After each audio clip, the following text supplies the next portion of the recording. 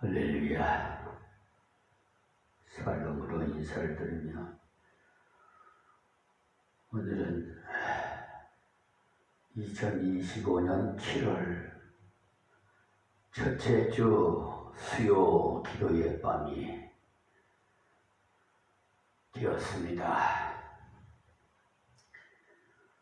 수요 기도의 밤에도 강의 설교로 느헤미야 강의 설교로 1장 5절 말씀부터 드리겠습니다. 우리 모두 은혜 받아서 이 세상에서도 또 내세에도 우리 하나님의 은혜로 복된 삶을 영위하시기를 간절히 축원하면서 말씀을 드리겠습니다. 오늘 새벽에 제가 법률가로서 하나님의 지혜를 주셔서 헌법 103조를 좀 개정을 했으면 좋겠다는 청원을 유튜브 방송에 올렸습니다. 거기에서 양심은 조석으로 변하고 사람의 마음이 변하지만은 진리는 변하지 않기 때문에 진리로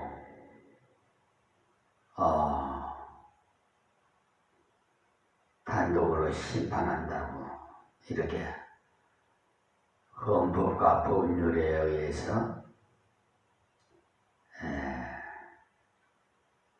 양심을 진리로라 이렇게 바꿔서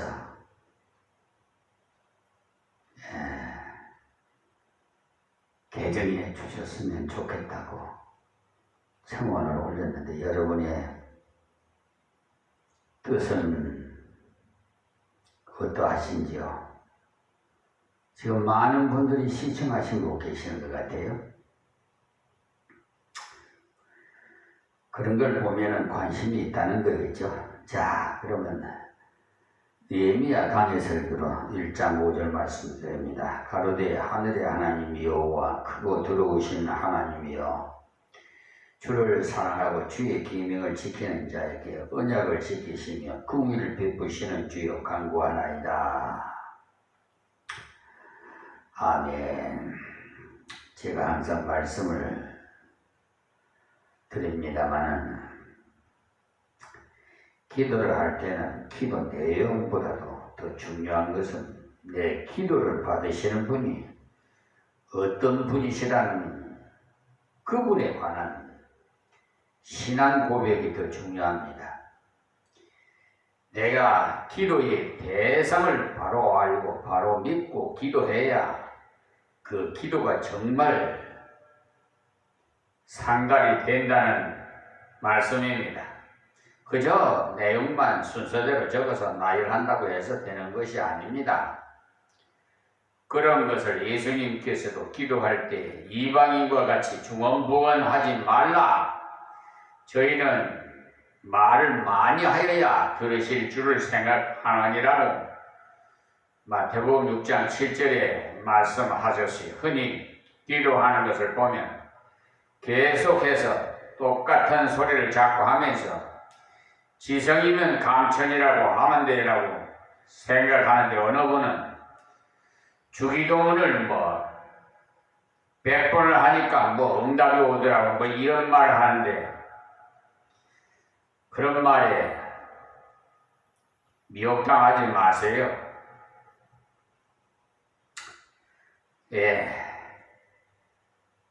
모르겠습니다만 100번이라도 1000번이라도 해서 응답이 온다면 다 그렇게 해야 되겠죠. 근데 사람마다 각각 틀립니다. 남이 그런다고 나도 그렇게 된다, 그런 보장이 없어요. 그러니까 시험 들지 말라고 지금 말씀드리는 거예요. 우상을 섬기는 사람들이 그렇게 하고 있어요. 그래서 예수님께서 그런 식으로 기도하지 말 것을 말씀한 거예요. 그러면서 너는 기도할 때 네 골방에 들어가서 문을 닫고 은밀한 중에 계신 네 아버지께 기도하라. 은밀한 중에 보시는 네 아버지께서 갚으시리라고 마태복음 6장 6절에 가르쳐 주셨지 않습니까, 여러분? 기도할 때 내 기도를 받으시는 분이 어떤 분이시라는 것을 알 때 믿음이 생깁니다. 하나님을 바로 알 때 기도하면 믿음이 생겨요. 믿음으로 기도하면 믿음대로 되는 것입니다.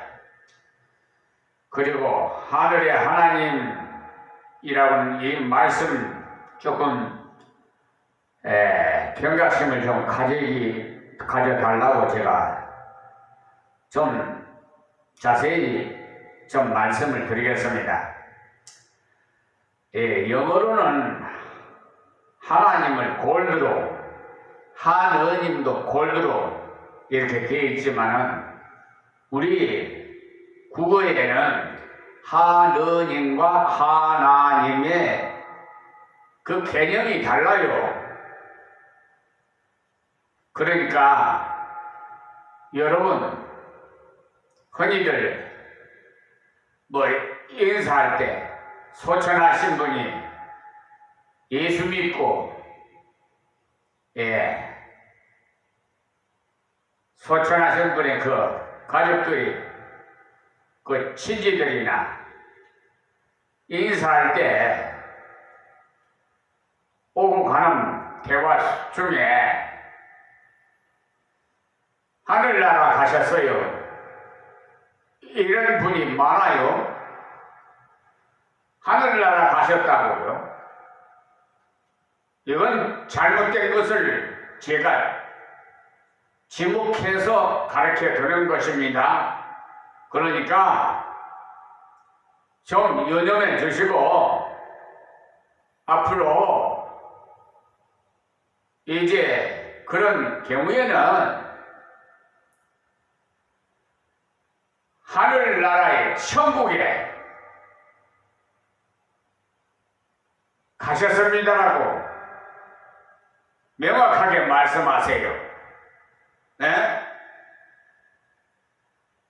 아시겠습니까? 그냥 하늘나라 갔다고 그러면은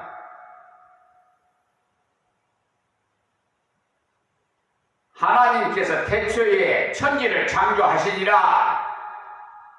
또 1장 8절에 보면 궁창에 하늘이라 칭하리라 그랬어요. 그러니까 하나님께서 지으신 하늘에게 갔다고 하면 되겠습니까? 여러분 좀 생각해 보세요. 하늘나라의 천국에 가셨습니다 해라고 이렇게 천국이 들어가야 돼요. 아시겠습니까? 그냥 천국에 가셨습니다 라고 해도 되고요. 하늘나라 가셨습니다 라고 하면 안 돼요.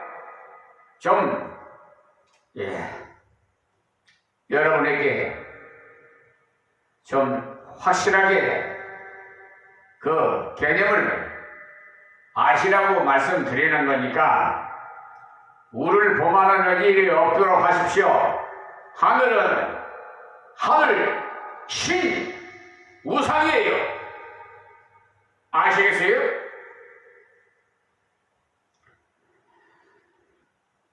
이 말씀 우리가 하나님은 무궁한 능력이 있는 분이라는 말씀도 됩니다.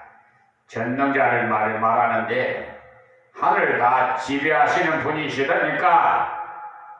하늘에 하나님이시니까 누가 감히 막을 수 있느냐 이 말이에요. 하나님이 다 지으신 거니까. 이제 이해가 되십니까? 하나님께서 도와주시려고 하면 그 누구라도 못 막아요. 하늘에서 던져주는데 누가 막을 수 있겠습니까? 하나님이 돌보시면 다 될 줄 믿습니다. 그러니까 하나님을 바라보는 말씀이에요. 그리고 여호와라는 말씀, 저기 야훼라고도 합니다만은 여호와나 야훼나 뭐 같은 동사입니다. 어쨌든 그분의 이름이 또 여호와시니 스스로 계시면서 누구도 도움을 필요치 않은 분이시다 그 말이에요. 그리고 반드시 약속을 지키시는 분이시다는 거예요. 그러니까 여호와는 언약의 하나님을 지칭할 때 쓰는 용어입니다. 그래서 성경을 그 언약의 책이다 이렇게도 말하고 약속의 책이라고 말씀도 하기도 합니다만, 크고 들어오신 하나님이여 라는 말씀은 하나님은 위대한 분이라는 그 뜻으로 말하는 거예요. 위대하신 우리 하나님, 제가 찬양하면서 자동차 운전할 때 찬양하면요 기쁘고요 졸음이 없어요. 졸음이 그냥 가만 앉아서 혼자서 운전해봐요. 졸음이 많이 사탄이 살며시 뱀이 들어와가지고 잠을 자게끔 만들어요. 그래서 사고가 나게 만든다고. 졸다가 사고 나는 경우가 많아요. 그러니까 운전하시는 분 찬양을 하십시오. 하나님께 찬양하면은 절대로 졸리지 않으니까 안전하게 천군 천사가 호위해서 잘 운행하게 다녀올 수 있도록 도와주십니다. 주를 사랑하고 주의 계명을 지키는 자에게 언약을 지키시며 했으니, 주를 사랑하고 주의 계명을 지키는 자에게 언약을 지키신다고 했어요. 그러니까 여러분들 말씀을 순종할 때 중요한 것은 사랑하며 순종하는 것입니다. 즐겁게 순종하는 거예요. 이 사랑에는 제가 말씀드렸죠. 희생이 따른다고. 그냥 말로는 참 쉬워요. 사랑. 난 당신을 사랑합니다. 이렇게 이 사랑이라는 말을 쉽게 할 수가 있는데 그 심사숙고해서 해야 돼요. 그냥 쉽게 쉬운 그런 게 아니에요.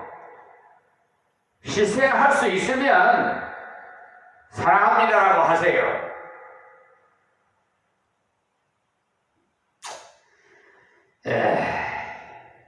그러니까 벌벌벌 떨면서 순종하지 말라는 말이에요. 즐겁게 순종하십시오. 벌벌벌 떨면서 순종하지 말라는 말이니, 자식이 늘 벌벌벌 떨면서 부모의 말을 들으면 그 부모의 기분이 얼마나 상하겠어요. 어깨를 좀 확 펴고 다니면 어때서 저렇게 구질구질하고 다니는가 이렇게 답답해하지 않겠습니까? 부모에게 말을 할 때도 아빠 제가 말을 하지 않으려고 했는데 할 수 없어서 말씀을 드리는데 내일 소풍 가는데 돈 2만 원만 좀 주십시오. 이렇게 하면 아주 기분이 나쁩니까? 좋습니까? 부모님들에게 묻는 거예요. 야, 너는 내 아버지를 그렇게 신통찮게 생각하느냐? 이렇게 호통을 치고 싶을 것입니다. 그렇지 않습니까? 그러나 다짜고짜 달려와서 아빠 내일 소풍합니다. 돈 5만 원만 주세요라고 하면 저 녀석이 맡겨놓은 것처럼 달라고 하네 하고 기분이 좋아요. 왜냐하면 아버지를 그만큼 확실하게 믿고 있기 때문에 우리 하나님께 나와서 기도할 때도 그렇게 좀 담대하게 하십시오. 주를 사랑하고 주의 계명은 지키라고 했잖아요. 그러니까 말씀을 순종할 때도 주여 늘 즐겁게 순종할 수 있도록 저에게 하나님의 은혜를 퍼포스같이 부어주십시오. 좀 그렇게 기도 좀 하세요. 이렇게 전도할 때도 즐겁게 하시고 헌금을 하면서도 즐겁게 하시고 교회 와서도 예배 드리려면서도 즐겁게 드리고 그렇지 않고 또 예배를 드려야 하나 하면 그런 마음 가지면 안 돼요. 그 짐으로 생각하면 안 된다는 말이에요. 에? 즐거운 마음으로 이해가 됩니까? 하나님께서 그걸 기뻐해요. 그냥 억지로 맥살 잡고 와서 예배 드리자 이거는 은혜도 안 되고 하나님 기뻐 받지 않아요. 자원에서 기쁜 마음으로 찬양 드리고 경배 드려야 되지 않겠어요? 그 헌금을 드리면서도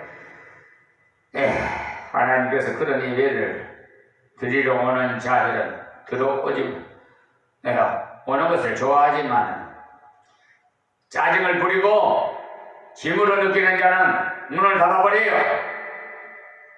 여러분이 예배를 드려도 연락이 안 된다 이 말이에요.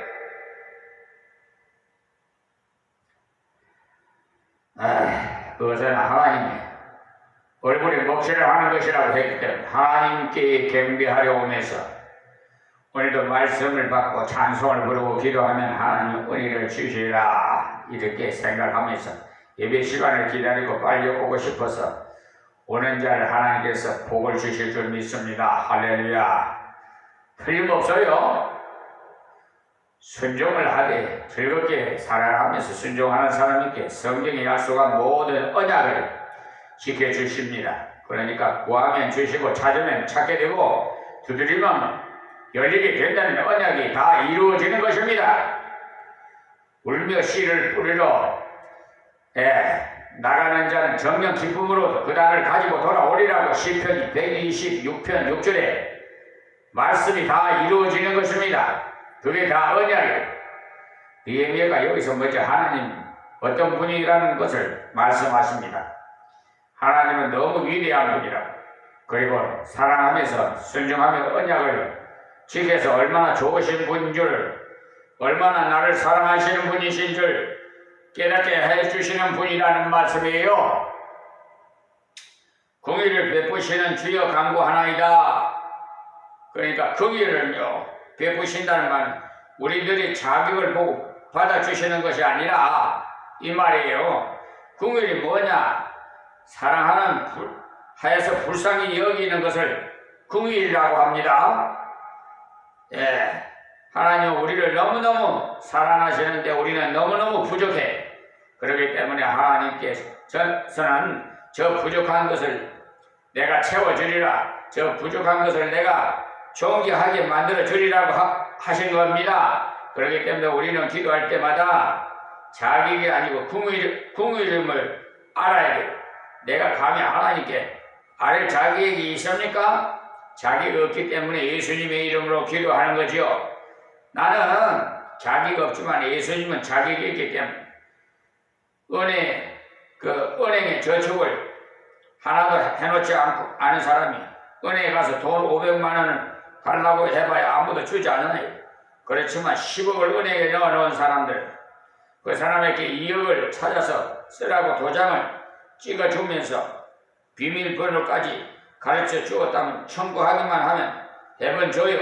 그와 마찬가지로 우리가 아무것도 하나님께 아랠 자격이 없지만 예수 이름으로 나가면 주시겠다고 예수님께서 도장을 찍어 놓으셨기 때문에 주시는 겁니다. 이 느헤미야는 하나님을 너무너무 잘 알아서 그래서 공의를 베푸시는 주여 간구하나이다라고 했어요. 무엇을 구합니까? 구한 내용을 봅시다. 자, 6절 말씀에 이제 종이 주의 종 이스라엘 자손을 위하여 주야로 기도하오며 이스라엘 자손이 주 앞에 범죄함을 자복하오니 주는 귀를 기울이시며 눈을 여시사 종의 기도를 들으시옵소서. 나와 나의 아비 집이 범죄하여 예세요. 자기 백성을 위해서 주야로 기도했다 이 말씀입니다. 이 민족이 지금은 어려운 형편에 처해 있어요. 북한도 백척간두에 놓여 있는데 우리가 정말 주야로 기도해야 돼요. 이스라엘 자손이 주 앞에 범죄함을 자복하오니 주는 귀를 기울이시면 눈을 여시사 종의 기도를 들으시옵소서. 나와 나의 아비 집이 범죄하여라고 했어요. 이스라엘 자손이 우상 숭배를 한 죄, 안식일을 지키지 않은 죄, 형제를 사랑하지 않은 죄, 이 세 가지 죄 때문에 포로로 잡혀갔습니다. 예레미야서를 읽어보면 나와요. 느헤미야가 그런 죄를 자복했어요. 자기가 직접 지은 죄가 아니라도 자기가 지은 죄 같이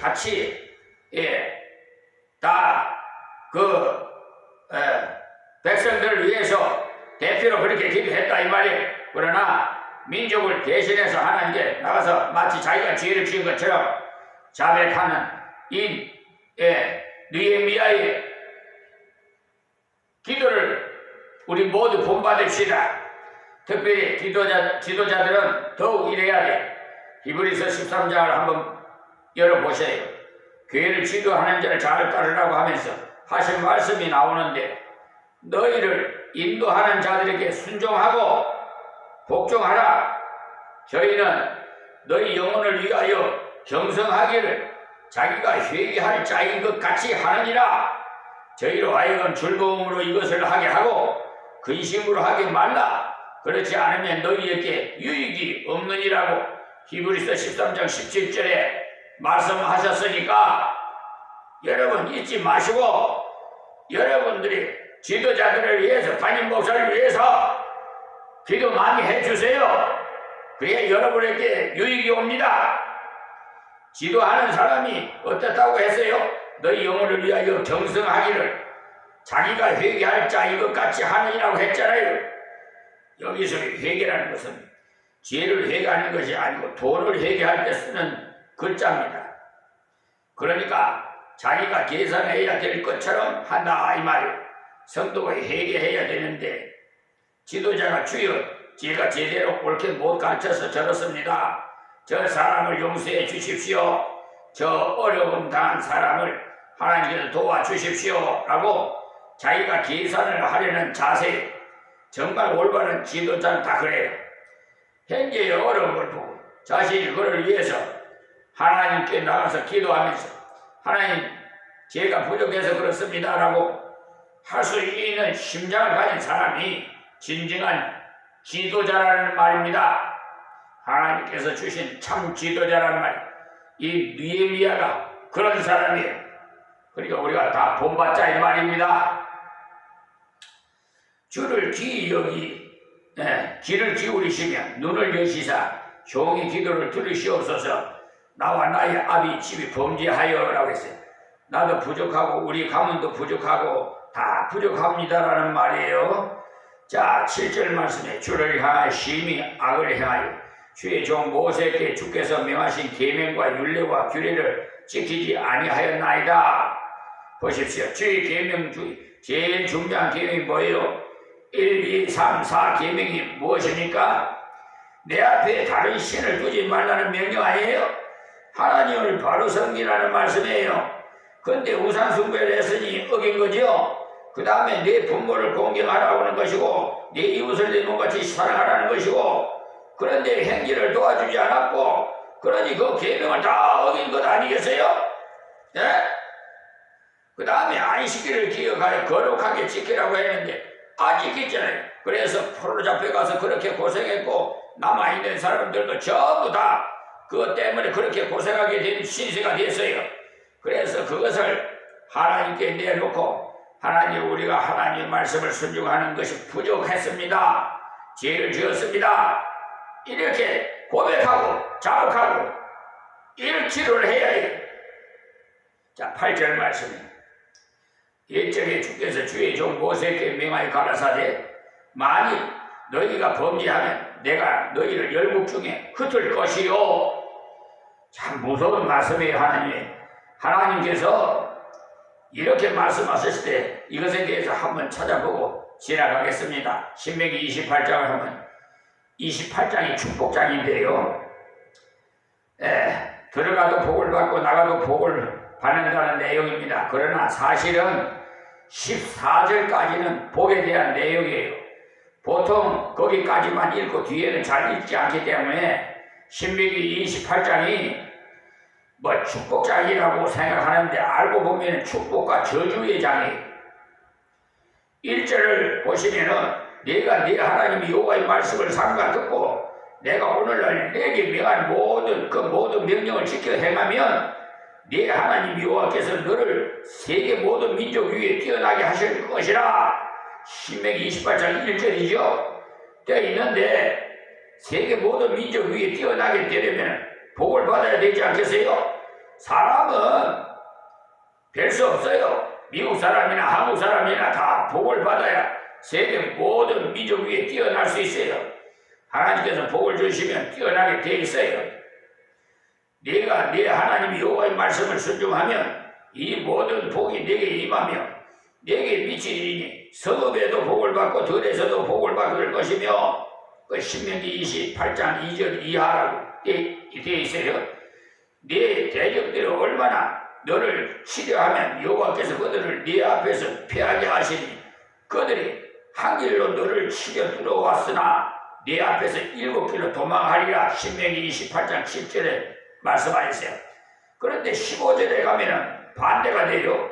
네가 만일 네 하나님 여호와의 말씀을 순종하지 아니하여 내가 오늘날 네게 명하는 그 모든 명령과 규례를 지켜 행하지 아니하면 이 모든 저주가 네게 임하고 네게 미칠 것이니 네가 성읍에도 저주를 받으며 들에서도 저주를 받을 것이요 또 네 광주리와 떡반주 그릇이 저주를 받을 것이요 내 몸의 소생과 내 토지의 소산과 내 우양의 새끼가 저주를 받을 것이며 네가 들어와도 저주를 받고 나가도 저주를 받으리라. 신명기 28장 15절에서 19절의 말씀이에요. 그러니까 말씀을 거역하면 어디를 가도 저주뿐이 나중에 가면 어떻게 되느냐 하면 네가 모든 것이 풍족하여도 기쁨과 즐거운 마음으로 네 하나님 여호와를 섬기지 아니함을 인하여 네가 줄이고 목마르고 헐벗고 모든 것이 핍절한 중에서 여호와께서 보내사 너를 치게 하실 대적을 섬기게 될 것이니 그가 철멍에를 내 목에 메어서 핍겨 너를 멸할 것이라고 신명기 28장 47절에서 48절에 말씀하셨어요. 그 다음에 58절에 봐요. 네가 만일 이 책에 기록한 이 율법의 모든 말씀을 지켜 행하지 아니하고 네 하나님 여호와라 하는 영화롭고 두려운 이름을 경외하지 아니하면 여호와께서 너와 재앙과 네 자손의 재앙을 극렬하게 하시니 그 재앙이 크고 오래고 질병이 중하고 오래일 것이라. 신명기 28장 58절에서 59절이에요. 그렇게 말씀하실 뿐만 아니라 지나가서 29장에 가서 보시면요 열방 사람들로 말하기를 여호와께서 어찌하여 이 땅에 이같이 행하셨느뇨 이같이 크고 열렬하게 노하심을 무슨 뜻이뇨 하면 그때 사람이 대답하기를 그 무리가 자기의 조상이 하나님 여호와께서 그 조상을 애국에서 인도하여 내실 때에 더불어 세우시는 언약을 버리고 가서 자기들이 알지도 못하고 여호와께서 그들에게 주시지도 아니한 다른 신들을 섬겨 그에게 절한 까닭이라고 했어요. 신명기 29장 24절에서 26절에 말씀드려서 또 30장으로 넘어가서 5절에 보시면요 네 하나님 여호와께서 너를 네 열조가 얻은 땅으로 돌아오게 하사 너로 다시 그것을 얻게 하실 것이며 여호와께서 또 네게 선을 행하사 너로 네 열조 그러니까 너 열조 보다 더 번성케 하실 것이며 이 신명기 30장 5절이 말씀인데 포로 잡혀가 있게 하셨다가 또다시 회개하면 돌아오게 하신다고 했어요. 흩으심과 돌아오게 하심에 대한 이야기인데 그 다음에 앞으로 가서 뇌기를 찾아보시면 뇌기 26장에도요 이런 내용이 기록되어 있어요. 너희가 이같이 될지라도 내게 청종치 아니하고 내게 대항할지인데 내가 진노로 너희에게 대항하되 너희 죄를 인하여 7배나 더 징책하리니. 레위기 26장 27절 28절 말씀이에요. 그리고 또 33절에 가보시면요 내가 너희를 열방 중에 흩으실 것이요 내가 칼을 빼서 너희를 따르게 하리니 너희의 땅이 황무하며 너희의 성읍이 황폐하리라고 레위기 26장 33절에 말씀했는데 이대로 되었어요. 그러니까 이 말씀대로 이스라엘이 지금 채찍을 맞고 있는 거예요. 하나님은 채찍을 때리실 때도 그냥 때리지 않으시고 말씀대로 때리세요. 그리고 회복시킬 때도 약속대로 회복시키고 그렇기 때문에 약속을 붙잡고 기도하라 이 말씀입니다. 다시 본문으로 돌아가면 예측에 주께서 너희 종 모세에게 명하여 가라사대 만일 너희가 범죄하면 내가 너희를 열국 중에 흩을 것이오 라고 말했는데 그대로 됐다는 말씀이에요. 오늘 여기서 말씀드리겠습니다. 하나님 감사합니다. 주신 말씀 준비했사오니 귀 있는 자는 듣고 성찰하고 옳은 신앙생활 할 수 있도록 하나님 말씀에 절대 순종해서 하나님으로부터 복을 누리는 저들이 다 되게 하옵소서. 예수님의 이름으로 기도합니다. 아멘.